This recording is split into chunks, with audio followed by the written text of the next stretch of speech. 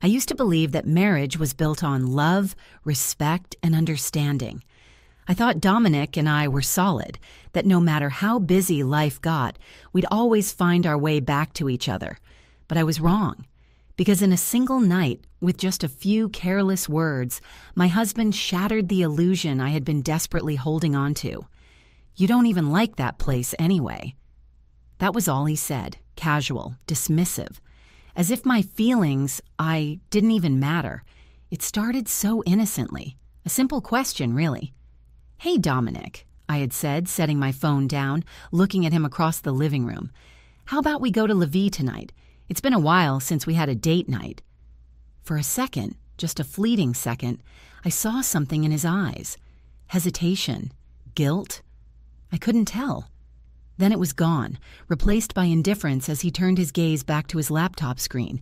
He didn't even look at me when he spoke. "That place? You don't even like it anyway." I felt the words hit before I could even process them. A dull ache settled in my chest, but I forced a small smile. "Since when?" "We used to love going there." Dominic sighed, rubbing his temple, clearly annoyed that I had the audacity to press the issue. "You always complain about the dim lighting and the chairs. They're too stiff. It's not your favorite." I blinked. Was that really his excuse? I searched his face, hoping, praying for something. Anything that told me he still saw me, that he still cared. But he had already moved on, his fingers typing away on his keyboard, the conversation nothing more than a passing inconvenience to him. Something inside me cracked. Was this what we had become? Two people existing in the same space, barely acknowledging each other? I swallowed the lump in my throat and nodded slowly. "You're right." And that was it. No argument, no discussion, just nothing. Later that night, I curled up in bed, mindlessly scrolling through my phone, trying to ignore the sinking feeling in my stomach, the feeling that I was losing him. Then my screen lit up with a message from my friend Melissa. "Melissa, thought you were staying in tonight?" My brows furrowed. "Me? Yeah, why?" A few seconds passed, 3 little dots danced on the screen. Then, "Melissa, because I just saw Dominic at La Vie." My breath caught in my throat. I read the message again. Dominic, at La Vie, the restaurant he so easily dismissed, the place he said I didn't even like.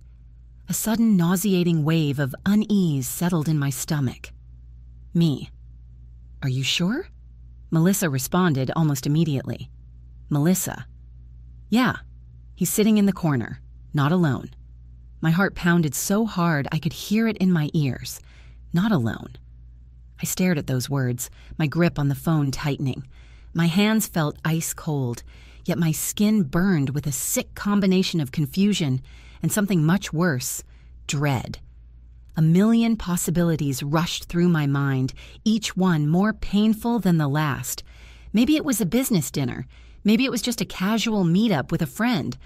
But deep down, I knew. Still, I needed to see it in black and white. My fingers trembled as I typed my next message. Me. Who is he with? I waited. It felt like hours, but it was only seconds before the reply came in. Melissa? His assistant, Jessica. My stomach dropped. Jessica. I knew exactly who she was. Young, ambitious, always lingering just a little too close to Dominic during company events, always laughing just a little too hard at his jokes, always looking at him with an expression I recognized. A sharp, bitter taste filled my mouth. I had asked him for a date night. I had suggested our restaurant, and he had shut me down without a second thought, then turned around and taken her there. The betrayal cut so deep I could barely breathe. I could have called him right then and there, demanded an explanation, but something inside me shifted. I didn't want an explanation. I didn't want an excuse. I wanted something else. I wanted him to feel what I was feeling. Slowly, I set my phone down, exhaled deeply, and whispered to myself, "All right, Dominic. You want to play this game? Let's play." I don't know how long I sat there staring at my phone, rereading Melissa's message over and over again. His assistant. Jessica? 2 simple words, but they hit like a wrecking ball, shattering whatever remained of my trust in Dominic. A strange numbness settled over me. My fingers were ice cold, yet my face felt hot, like all the blood in my body had rushed to my head at once. My ears were ringing. My throat felt tight, as if I had swallowed something sharp and it refused to go down. I should have been crying. I should have felt my heart breaking. But all I felt was emptiness. Slowly, I placed my phone down on the nightstand, my hands trembling slightly. I swallowed hard and took a deep breath, forcing myself to think. Maybe there was an explanation. Maybe this was just a misunderstanding. Maybe it was purely business. Maybe... I shook my head. Number I knew better than that. Deep down, in the quiet corners of my heart where truth resided, I knew what was happening. This wasn't about a random business dinner. This wasn't about work. It was about something much worse. I stood up slowly, wrapping my arms around myself as I walked toward the bedroom mirror. The woman staring back at me looked like a stranger. Her eyes were tired, dull. Her shoulders slightly slumped, as if carrying an invisible weight she had grown too accustomed to. When had I started looking like this? When had I started feeling small? I used to be confident. I used to have a spark, a presence, a voice that mattered. But somewhere along the way, I had shrunk myself down. I had become quiet, accommodating. I had let Dominic's dismissiveness, his cold indifference, mold me into someone who tiptoed around his moods, who settled for breadcrumbs of attention. And now? Now he was out enjoying a meal at our favorite restaurant with someone else. The thought sent a fresh wave of nausea rolling through me. I pressed my fingers against my temples, willing myself to stay calm. I wouldn't cry. I refused to cry. Instead, I forced myself to remember all the nights I had waited up for him, dinner growing cold on the table while he sent just one more email, to remember the times I had tried to talk to him about my day, only to be met with distracted nods and half-hearted hums, to remember the way his eyes used to light up when he saw me, how that light had long since faded, and now I was boring. I scoffed, a bitter laugh escaping my lips. That's what he thought, wasn't it? That I wasn't exciting anymore, that I wasn't enough. A slow, icy determination settled in my bones. I had spent so much time wondering what I had done wrong, but now I realized I wasn't the problem. I took a deep breath and grabbed my phone again, my fingers steady this time. I clicked on Melissa's message. Me. Is he still there? A few moments passed before she replied. Melissa. Yeah, corner table by the window. They just ordered dessert. I clenched my jaw. Dessert. Dominic never ordered dessert when we went out together. He always said he was watching his sugar intake. But with her? With Jessica? I closed my eyes for a second, letting the anger wash over me, letting it settle into something stronger. I wasn't going to sit here curled up in bed, waiting for him to come home with his half-truths and excuses. Number I was going to do something about this. I took another deep breath and smoothed down my shirt. Then I made a call. Not to Dominic, not to Melissa, but to someone who would make sure this night ended in a way my husband would never forget. I smiled to myself as the phone rang. Hey, it's me. What are you doing tonight? I could feel it, the shift inside me. It was subtle, like the first quiet rumble before a storm. A few minutes ago, I had been sitting in bed, drowning in a mixture of disbelief, anger, and hurt. But now something had snapped into place. I wasn't going to sit here and cry. I wasn't going to call Dominic and demand an explanation, only to be met with lies and half-hearted excuses. Number I was going to do something about it. As the phone rang, I took a deep breath, steadying myself. My heart was pounding, but not out of fear, out of something else, anticipation, After a few rings, a smooth, familiar voice answered. "Well, well, I wasn't expecting to hear from you tonight." I let out a soft chuckle, but there was no humor in it. "I wasn't expecting to make this call either." "Is everything okay?" I hesitated. The truth was, no. Nothing was okay. My marriage was crumbling, my husband was at a restaurant with another woman, and I was on the verge of making a decision I couldn't take back. But instead of saying any of that, I simply said, "I need a favor." There was a brief pause on the other end, then a quiet chuckle. "Now, this sounds interesting. Tell me more." I glanced at my reflection in the mirror again, this time with a new sense of clarity. "How fast can you meet me at La Vie?"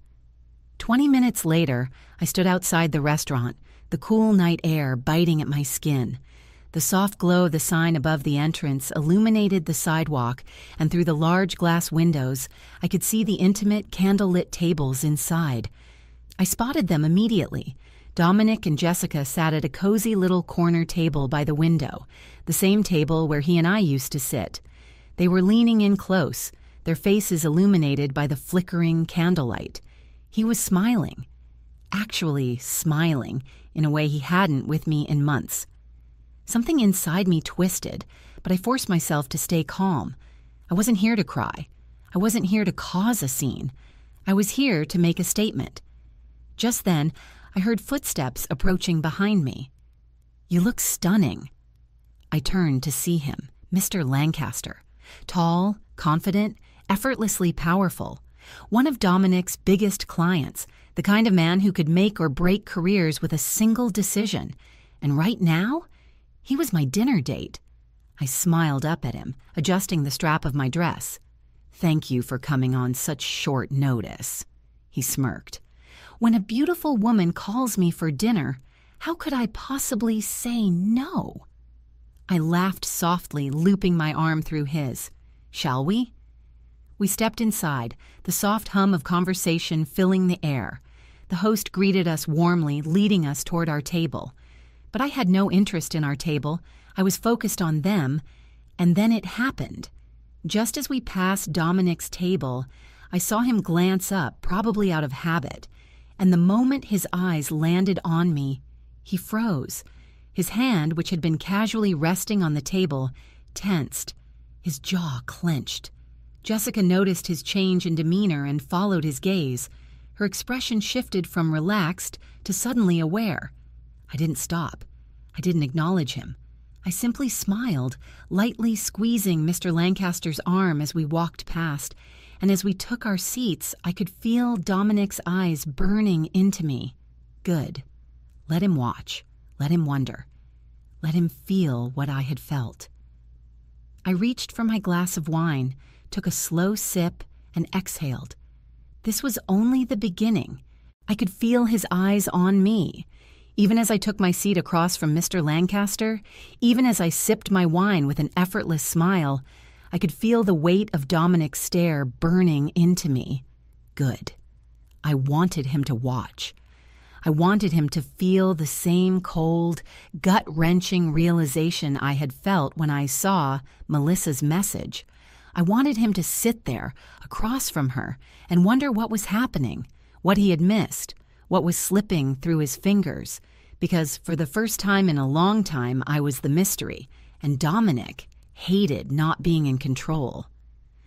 Mr. Lancaster gave me an easy smile, swirling his drink in his hand. "You know, I was surprised when you called me. We haven't seen each other since the gala."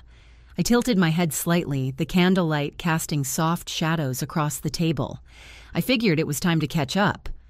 He smirked knowingly, glancing briefly at the other tables before lowering his voice. "I take it your husband has no idea we're here?" I let out a soft chuckle, stirring my drink with slow, deliberate movements. "Oh, I think he knows now."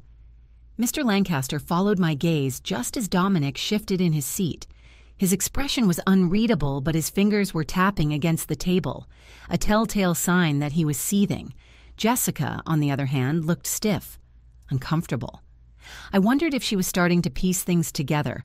Dominic had dismissed me. underestimated me. But tonight I was reminding him exactly who I was. And then it happened. I saw the exact moment Dominic couldn't take it anymore. He leaned forward, saying something low to Jessica, something that made her shift awkwardly in her chair, before abruptly standing up. I didn't turn my head. I didn't react. I just calmly reached for my fork, twirling a bite of my pasta as if I hadn't noticed the storm brewing behind me. But then, is this some kind of joke? His voice cut through the restaurant's soft murmur like a knife. I took my time chewing, dabbing the corner of my mouth with my napkin before finally looking up. And there he was, Dominic, standing at the edge of my table, arms crossed, tension radiating off of him in waves.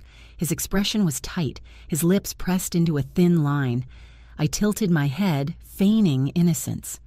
"Excuse me," he scoffed, his eyes flicking to Mr. Lancaster, who to his credit looked completely unfazed, before settling back on me. "You don't even like this place," Dominic muttered, his voice laced with frustration. "You said the chairs were too stiff." I let out a soft laugh, setting my glass down with a quiet clink. "Oh, you're right," I mused, meeting his gaze head-on. "I did say that." I leaned forward slightly, my voice dropping just enough that only he could hear. "But Mr. Lancaster loves it here." Dominic's jaw tightened.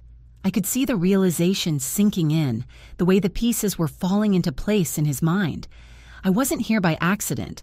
I wasn't here to cry or plead for an explanation.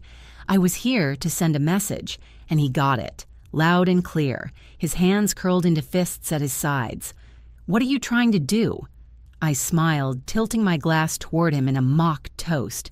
"Oh, I'm just having dinner." His nostrils flared. For a moment, he looked like he wanted to say more, maybe cause a scene, maybe demand answers. But Dominic wasn't stupid. He wasn't about to make a spectacle of himself in front of someone like Mr. Lancaster. So instead, he clenched his jaw, shooting me one last lingering glare before turning on his heel and walking away. As he stormed back to his table, I saw Jessica shift uncomfortably in her chair, clearly unsure of what had just happened. But Dominic didn't explain. He just sat down, stiff and silent, staring at his untouched plate. I exhaled slowly, my grip on my glass finally relaxing. I should have felt triumphant, but instead, all I felt was closure. Because in that moment, I realized something important.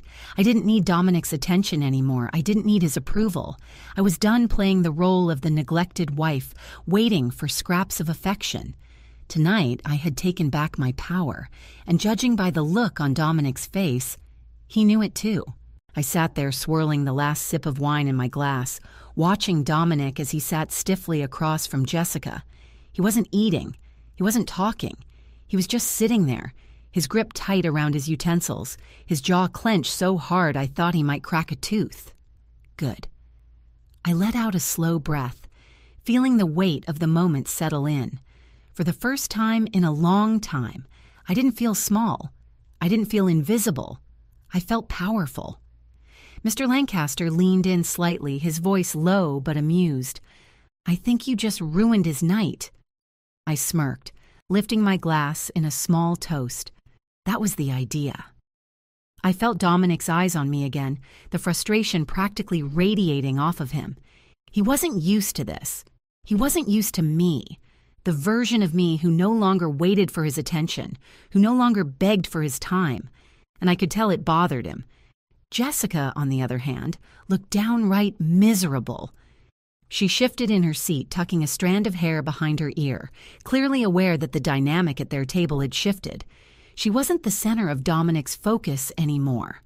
I was. And that's when I knew I had already won. I wasn't here for revenge. I wasn't here to humiliate him in public or scream accusations across the restaurant. I was here to show him, to make him feel what I had felt for months. Ignored, unimportant, replaceable. And judging by the way he was barely touching his food, his shoulders tense, his jaw tight, it was working. Mr. Lancaster glanced at his watch and sighed. As much as I'd love to stay and watch this unfold, I have an early meeting tomorrow." He tossed his napkin onto the table and shot me a knowing smile. "But we should do this again. Soon." I smiled, setting my glass down. "Absolutely." He stood up, straightening his blazer, and I followed his lead, grabbing my purse. And just as I turned to leave, I felt it. The shift in the air, the inevitability of what was coming next. Because Dominic, who had been sitting there, stewing in silence, had finally snapped. "Wait." His voice cut through the restaurant, firm and demanding, just as I took my first step toward the exit. I paused, glancing over my shoulder. Slowly, I turned to face him, raising an eyebrow. "Yes?" He stood up, his movements tense and deliberate. He was trying to mask his frustration, but I could see it. The way his fingers twitched slightly, the way his nostrils flared just the tiniest bit. "Can we talk?" His voice was low, controlled, but there was an edge to it. Jessica looked between us, her expression unreadable. I tilted my head, feigning curiosity. "Talk about what?" Dominic exhaled sharply, glancing at Mr. Lancaster, then back at me. "Alone." I tapped my fingers against my purse, pretending to think about it. Then I shrugged. "I don't see what there is to talk about." His eyes darkened. "Don't do that." "Do what?" He let out a humorless laugh, shaking his head. "You're making a scene." I arched an eyebrow. "Oh? You mean like when you made a scene in our living room earlier, dismissing me like I was an afterthought?" His jaw tightened. He didn't like being thrown off balance. I took a slow step closer, lowering my voice just enough that only he could hear. "You didn't want to go to dinner with me, Dominic," I said softly, my tone laced with something cold, something final. "You said I didn't even like this place." I let the words sink in, let them hang between us. Then I smiled. "You were right. I don't like this place. But what I do like..." I gestured around the restaurant, my voice carrying just a little more now, "is the look on your face right now." I watched as something flickered in his eyes. Anger, regret, realization, but it was too late. I wasn't his quiet, passive wife anymore. I wasn't waiting for him to remember I existed. I was done. He took a small step forward, lowering his voice. "Are you trying to prove a point?" I smiled again, but this time it wasn't the soft, loving smile he had once known. It was the kind of smile you give someone right before you walk away. "No, Dominic," I murmured. "I already did." And with that, I turned on my heel and walked toward the exit, not bothering to look back. I didn't need to, because for the first time in a long time, I knew my worth. And I was finally ready to walk away. I walked out of that restaurant with my head held high, the crisp night air filling my lungs like the first breath of freedom. For the first time in a long time, I wasn't walking in Dominic's shadow. I was walking away from it. As I reached the sidewalk, Mr. Lancaster gave me a small smirk. "Well, that was fascinating." I let out a soft chuckle, shaking my head. "I hope I didn't drag you into too much drama." He laughed. "Are you kidding? That was the most entertaining dinner I've had in years." I smiled, but this time, it wasn't forced. It wasn't hollow. It was real. And as I looked up at the sky, at the twinkling city lights stretching out before me, I felt something I hadn't felt in a long time. Relief. I had spent so much time trying to hold on to Dominic, trying to make him see me, trying to matter to him. But tonight I finally understood something. I had been fighting for a place in a life where I no longer belonged, and that wasn't my failure. That was his. I got home later that night, kicking off my heels and exhaling deeply. The house was quiet, eerily so. It felt different, like the weight of years spent waiting, hoping, and hurting had finally lifted. I ran my fingers along the edge of the kitchen counter, my mind drifting back to all the nights I had stood in this exact spot, reheating dinner for a husband who barely noticed if I was there. Not anymore. Not ever again. I had just set my purse down when the front door opened. I didn't even have to turn around to know who it was. The silence stretched between us, thick with everything we weren't saying. Then, finally, "You really think that was necessary?" His voice was tight, controlled, but underneath it I could hear the frustration, the disbelief. I turned slowly, meeting Dominic's gaze. He looked different. Not smug, not dismissive, just uncertain. And wasn't that ironic? I had spent months feeling invisible, questioning everything, and now he was the one questioning where he stood. I crossed my arms. "You tell me, Dominic, was it necessary to dismiss me, to lie to me?" His jaw tightened. "It wasn't like that." I let out a small, bitter laugh. "Wasn't it?" I could see the battle playing out in his mind, the way he wanted to defend himself, justify his actions. But for once, he had no words, and I wasn't about to give him any. I turned away, walking toward the bedroom. Behind me, he let out a slow breath. "So that's it?" His voice was quieter now, almost unsure. "You're just done?" I paused, gripping the edge of the doorway. For a split second, the past flashed before me. Our wedding day, our late-night talks, the laughter we used to share. I had loved him. I had given him everything, and he had taken it for granted. I looked over my shoulder, meeting his gaze one last time. "I was done a long time ago, Dominic," I said softly. "I just didn't realize it until tonight."